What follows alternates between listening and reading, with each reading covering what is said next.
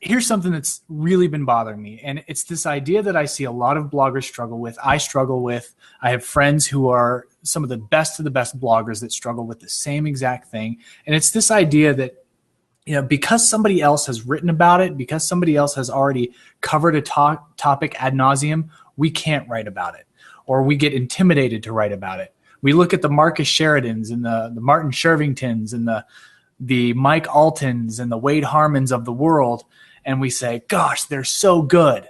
And they've already talked about this topic that I would really like to write about, but they already did it. So I'm not even going to bother. I'm not going to write about it. And that mentality it's a creativity killer, and it's detrimental not only to your ability to create on an ongoing basis, but it's detrimental to your audience. The fact of the matter is this: no matter how big Marcus Sheridan's audience is, no matter how big the audience of the Fizzle show is, and Chase Reeves, who I love, admire, and adore, and many of the people that you've interviewed, no matter how big their audiences are, they're never going to get to everybody that I could get to, and they're never going to get to everybody that you could get to. You're going to say things in ways that Marcus Sheridan never would. And just like I'm going to say things in ways that Mike Alton or Rebecca Radice or Peg Fitzpatrick never would. I'm going to relate to an audience that understands my voice better than they understand anybody else's voice, because they can relate to me better. And so whenever you have an idea for a blog post, a white paper, a PDF download, a product, never let the fact that somebody else came before you stop you. Because you have a voice and it's important, and you need to get it out there and relate to those people. I'll give you a great example.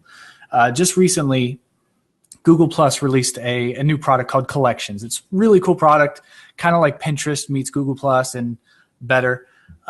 So they came out with this product, and I was one of those few people who had early access to it. I think I'm allowed to say that. But I was writing up an article to teach people how to use it, because when these things come out, obviously people need to know how to use it and they get confused. So I was writing my article, and my buddy Wade Harmon was like on top of it. Like, he already had his article done, and the minute they announced it, he published his blog post. Meanwhile, I'm sitting there, perfectionist me, like, oh my gosh, I need all my images. Oh man, and is my article going to be as good?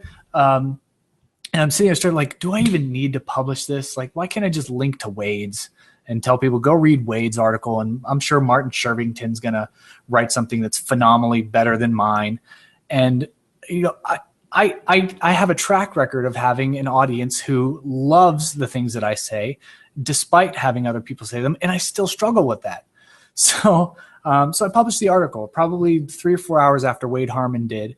And here's what happened. People read Wade's article and they loved it. And then they read my article and they said, oh my gosh, I didn't realize that the first time I read Wade's article. Or Dustin, you said it in a way that made sense to me. And that's happened time and time again. You say something in a certain way that just makes sense to someone.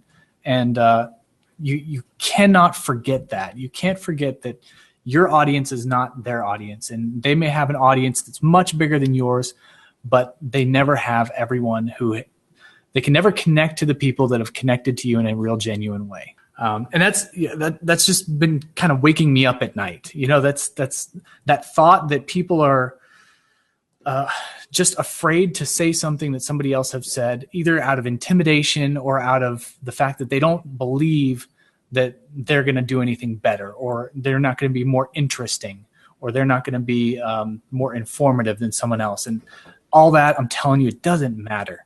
Just do it in a way that makes sense to you. Let your voice shine through, and people will be the better for it, because the audience you've built it for a reason. It's because of your voice. It's because of your unique perspective, your unique look on things, your unique experience about things, and nobody else in this entire world will ever have that.